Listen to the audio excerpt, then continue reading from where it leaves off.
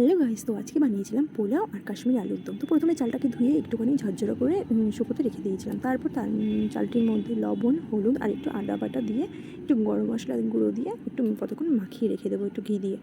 তারপরে কড়াইতে দিয়ে দেবো একটু ঘি, তারপরে তেজপাতা, শুকনো লঙ্কা আর গোটা গরম মশলা দিয়ে একটু ফোড়ন দিয়ে তারপরে সেই চালটি যে আমরা মাখিয়ে রেখেছিলাম সেই চালটি দিয়ে দেবো। তারপর কিছুক্ষণ একটু ভেজে নেব, একটু ভালো করে গন্ধ আসবে, একটুখানি একটু ভাজা হলে তারপরে দিয়ে দেবো গরম জল। যেইটুকু চাল নেবে আপনারা মানে তার ডবল জল দিতে হবে, তো গরম জলই দেবেন। তারপরে দিয়ে দিলাম চিনি পরিমাণ মতন। তারপরে কিছুক্ষণ ঢেকে একটু ফুটতে দেবো, 10 মিনিট প্রথম জাল দেবো, তারপরে অল্প আছে 10 মিনিট রেখে দেবো, এরকম ঝরঝরে হয়ে যাবে। তারপরে বানিয়ে নিয়েছিলাম কাশ্মীরি আলু। প্রথমে কড়াইতে তেল দিয়ে আলুগুলো সেদ্ধ করে ভেজে নেব, তারপরে গোটা গরম মশলা ফোড়ন দিয়ে তেলের মধ্যে তারপর একটা পেস্ট বানিয়ে নিয়েছিলাম, পোস্ত, আদা, জিরে, কাঁচা লঙ্কা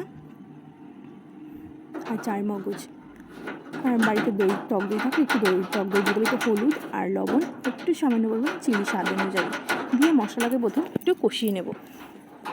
তারপরে একটু তেল ছেড়ে আসলে একটু চিনি দিয়ে দেবে স্বাদ অনুসারে। তারপর আলুগুলো দিয়ে ভালো করে কষিয়ে তোমাদের পরিমাণ মতন জল দিয়ে নেবে। তারপর একটু ফুটলে তারপরে এই যে আমি বেটে গরম মশলা দিয়েছিলাম, আমার বাটাটাই বেশি ভালো লাগে। তারপরে এই যে আমার পরিমাণ মতন ঝোল রেখেছিলাম, এবার নামিয়ে ফেলবো।